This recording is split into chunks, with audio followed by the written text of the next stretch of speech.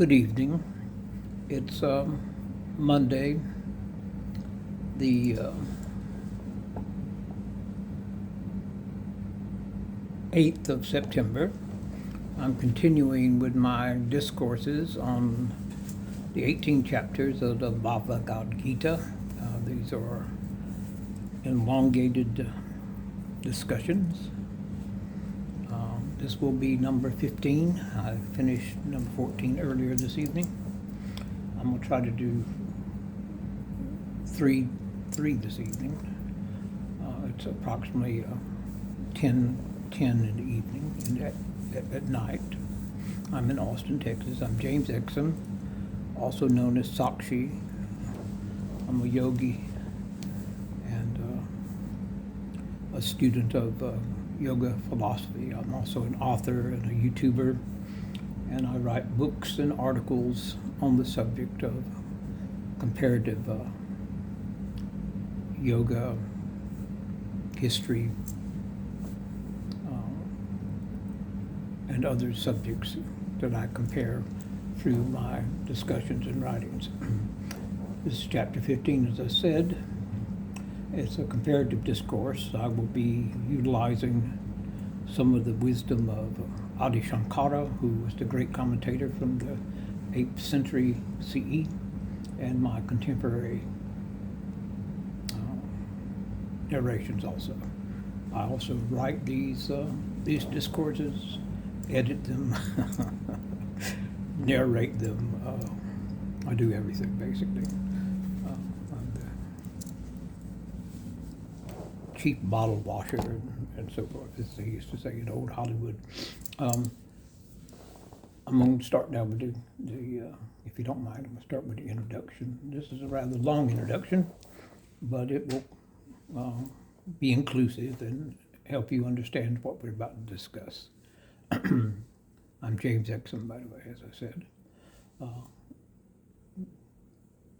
The Bhagavad Gita I will be reading from my text, and I'll also just be giving ad-lib discussions about it and interpretations of the text, especially when we get into some of the Sanskrit words and terminology. The Bhagavad Gita is revered as one of the world's spiritual classics. It unfolds a profound tapestry of metaphysical, ethical, and devotional teachings. Its 15th chapter, known as the Purushottama Yoga, or the Yoga of the Supreme Person, stands as an intricate exposition of the relationship between the finite and the infinite, the perishable and the imperishable, the individual self and the Supreme Spirit.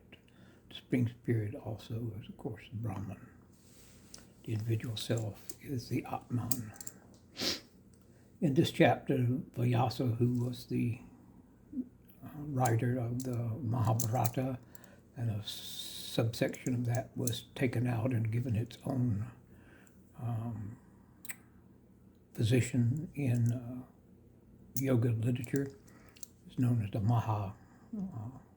is known as the Bhagavad Gita. It's a shorter section of it. And so, as I was saying,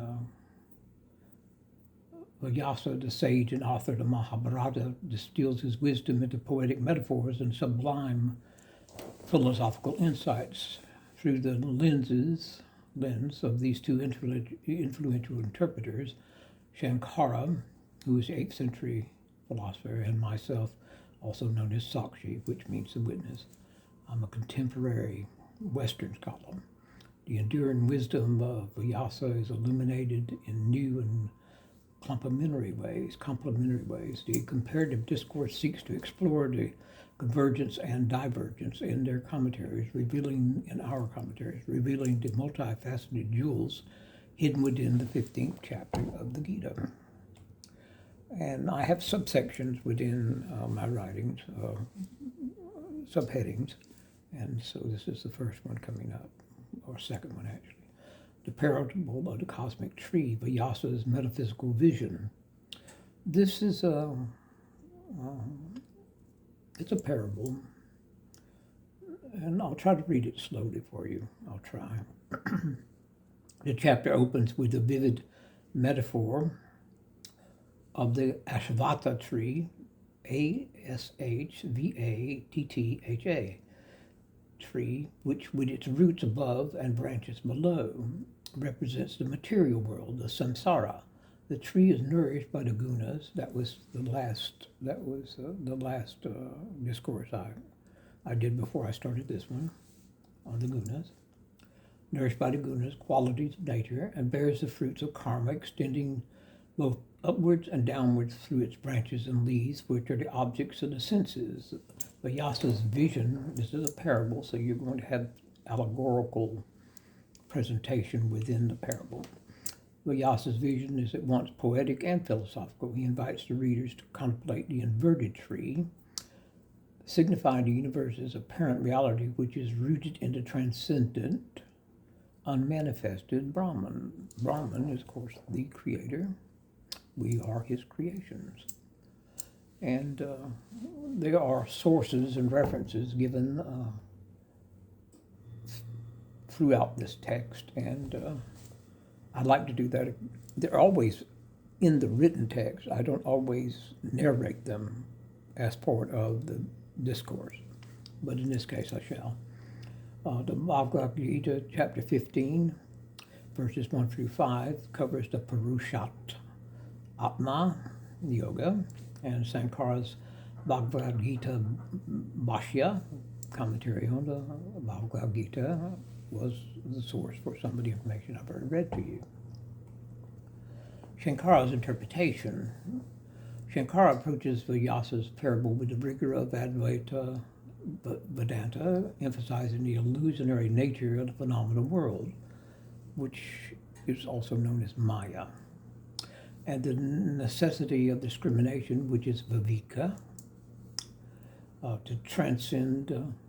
It can also, I like the word discernment more than discrimination, and the necessity of discernment to transcend its snares. For Sankara, the cosmic tree is a symbol of bondage, a net of desires and actions that perpetuate the cycle of birth and rebirth.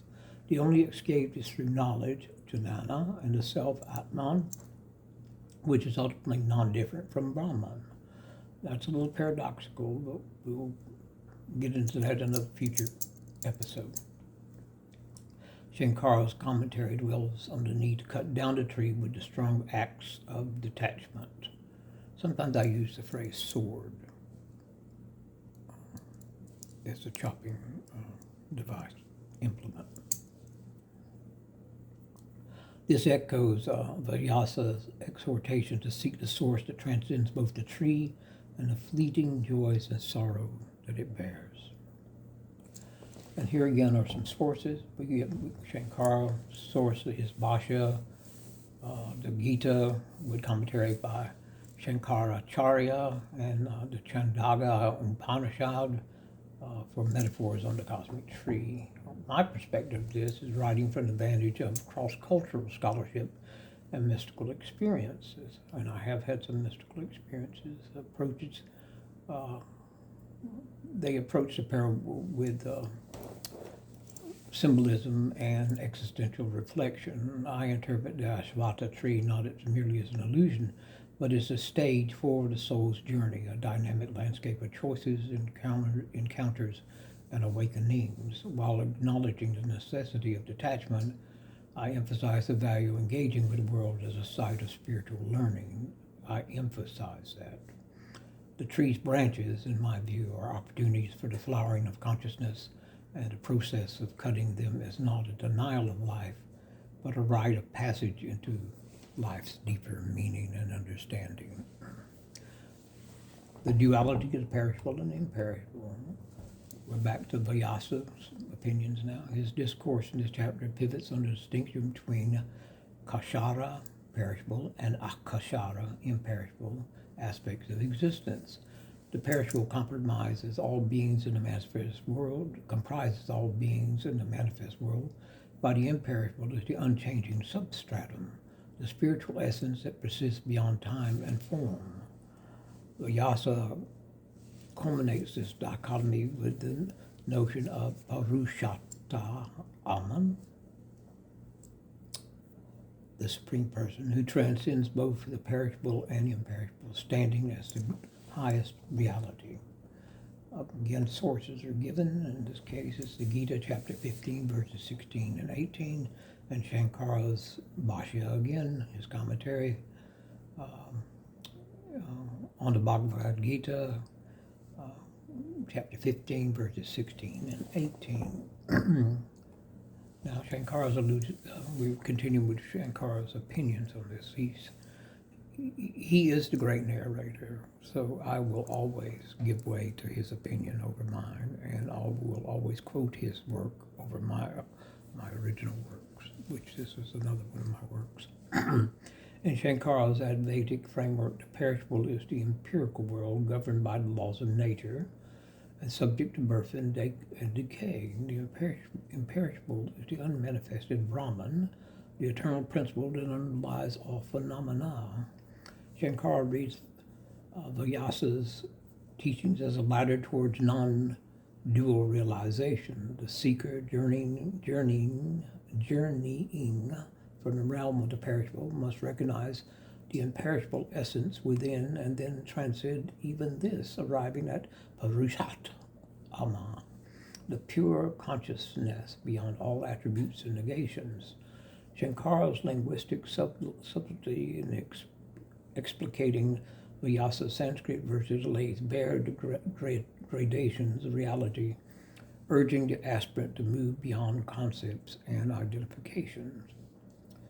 This negations he spoke of, negation is a very, very important part of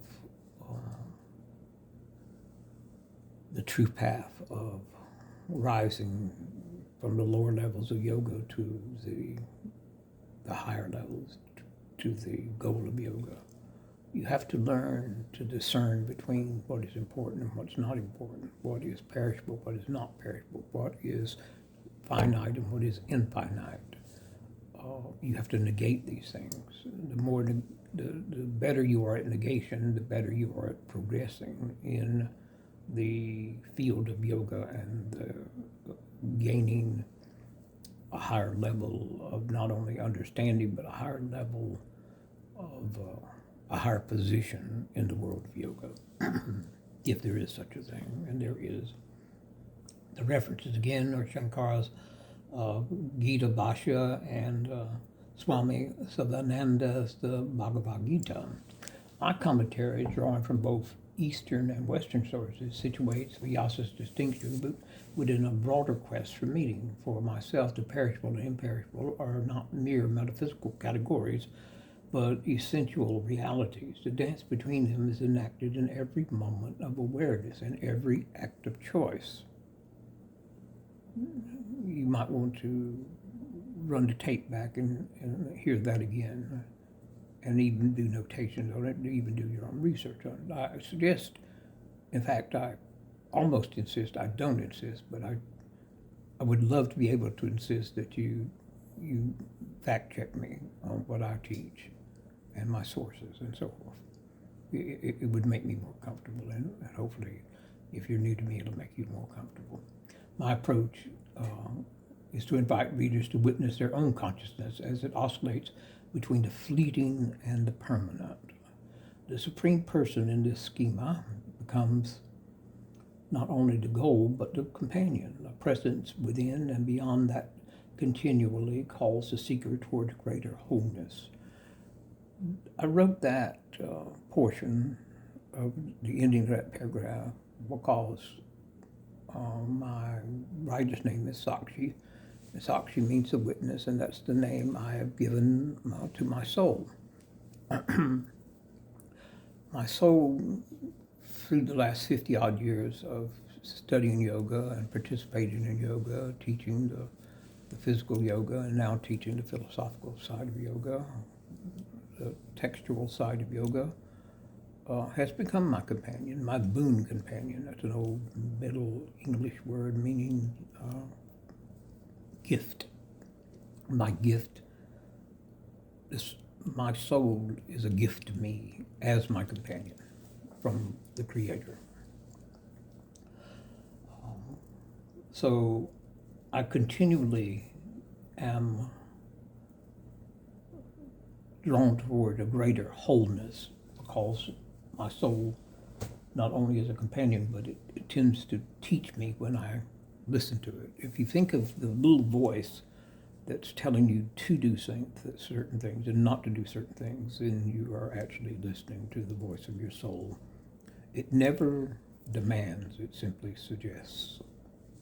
But it is there to watch over you. That is why it's called the witness. Its main function, while it's within you, given to you by the Creator with your first breath, taken back to the Creator with your last breath expelled.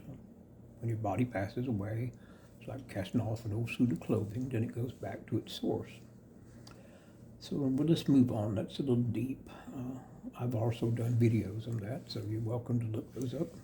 The individual soul and its destiny. Vyasa, in his poetic cadence, describes the jiva, that's the soul, that's the individual self, as a fragment of the supreme that animates all things. Well, I said that. The soul is a spark of the divine. This soul, though bound by the body, mind, and senses, is innately divine and shares in nature of the ultimate reality. The ultimate reality is Brahman, is the Creator. The Gita's 15th chapter delineates the soul's journey from birth and death through the acquisition and relinquishing of forms, ever moving towards union with Supreme. Well, that's a synopsis of what I said before I began this section. Sources and references: the Gita, chapter 15, verses 7 through 10, and Sankara's Bhashya again about the Bhagavad Gita, chapter 15, 7 through 10, and his Shankara's doctrine of liberation. Shankara's lens is uncompromisingly non-dual. The individual soul is none other than the universal self. The experience of separation and suffering is a product of ignorance, avidya. Liberation, moksha, consists in the dissolution of the false identity. Liberation, moksha, consists in the dissolution of the false identification with the body-mind complex. I repeated that purposely. It's very important. Shankara's commentary on Vyasa's verses is replete with references to the Upanishads, weaving a tapestry of scriptural support for his thesis of identity between Atman and Brahman. The destiny of the soul, according to Shankara, is not an ascent, but a recognition, a homecoming to what was always already true. Very important chapter. The reference this time would be the Gita Bhashya again. My interpretation, informed by comparative religions, and modern psychology, treats the soul's journey as a process of individuation. And I got that from Dr. Carl Jung. He is probably the one that coined the phrase. In fact, I believe he is the one that coined the phrase. I'm not a betting man, but were I one, I would bet the farm, so to speak, on Dr. Jung coining that phrase, individuation. You're welcome to look that up also. He treats the soul's journey as a process of individuation, a movement through archetypes, trials, and revelations. I am attentive to the nuances of human suffering and longing seen in Vyasa's vision and affirmation of the soul's capacity for transformation. I'm a great believer in the soul's capacity for transformation. Otherwise, why are we here, and why are we trying to study yoga to gain advancement in the soul's status quo, in its position in the universe, in the cosmos? The destiny of the soul, for me, is a spiral path, a dynamic interplay of loss and discovery, of humility and grace. Grace is very important to me. By the grace of the Creator, I am still alive and still teaching at my advanced age, and hope to be here a while longer. In fact, I know I'll be here a while longer. I'm not challenging the gods by saying that. I just feel it. Feelings are very important when you're spiritual, especially good feelings, feelings that make you feel good and positive, very important. The Gita's 15th chapter thus becomes a map for the traveler in search of meaning, wholeness, and joy. Joseph Campbell said, follow your bliss. Well, bliss is another word for joy. Joy is another word for bliss. And I would recommend looking at some of his videos and reading some of his teachings. Synthesis and transcendence, the supreme person. Here's the conclusion, the timeless revelation of Vyasa's wisdom. The 15th chapter of the Bhagavad Gita stands as a testament to the enduring brilliance of Vyasa's insight. Through the commentaries of Sankara and myself, we glimpse the many facets of his wisdom, his capacity to speak to the heart, to challenge the mind, and to guide the soul. Sankara's Advaita rigor and my integrative sensibility together offer a panoramic view of the spiritual landscape mapped in the Gita. I'm being very assertive there, but also I'm knowingly humble of trying to compare myself in any way, shape, or form to the great Sankara, because he is the great Sankara and has been for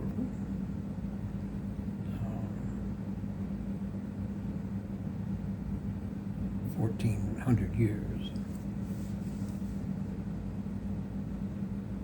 Sankara's rigor and my integrative sensibilities together offer a panoramic view of the spiritual landscape mapped in the Gita, inviting readers to contemplate, practice, and realize the truths contained in its verses. This is, I believe this, my heart and soul. More sources and so forth. Won't bother with those. And it looks like we're at the end of it, believe it or not. Can you believe that? That went pretty darn fast, folks. It's 22 minutes and coming up on 10 seconds worth of dialogue from me to you. Well, I'm going to close there. And again, sometimes it's best to go to Yogipedia and do your own research and write notes and then look them up. Key phrases, the terminology, if you're new to this. If you're an old hand at it, I've been at it over 50 years and I keep repeating. Well, that's good too. That's good too. I've dove into it a lot deeper than most people. But then again, I believe in research. When I put my name on something, I like to know that I've done my homework, I've done my research before I publish, so to speak. So thank you again for coming to visit with me in my little humble home here in South Austin, in Austin, Texas, of course. Been here since March of 1970. I love it, still love it, no matter what all the newcomers say about the traffic and so forth and so on, you know. There's an old saying in Texas about the guy that's always grumbling, you know, and here's the saying, is that he would gripe, this is quote unquote, he would gripe if he was to be hung with a new rope. That's a little childish, but then again, a lot of old Texas sayings are rather sophomoric. I'm being generous with that phrase, sophomoric. So thank you for coming. I hope you enjoyed it. And if you didn't, that's okay too. And I'll close with my normal way of closing, and that is to be good to yourself, to be good to your friends and your family, and to strangers. And hopefully someday, if we follow that practice that I'm advocating, we'll wake up in a revised world where everybody is once again civil to each other.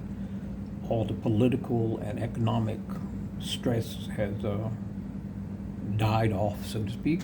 And I'm not wishing that on any one person, but it would be nice if we could go back to the way it was before certain people took over our government and started enacting their narcissistic despotism upon us. That's just my opinion. I'm not into politics or economics. So be good to each other, and maybe someday we'll wake up and say, gosh, the old world's back and we can enjoy it again. So good night to you, and thank you again. Bye-bye.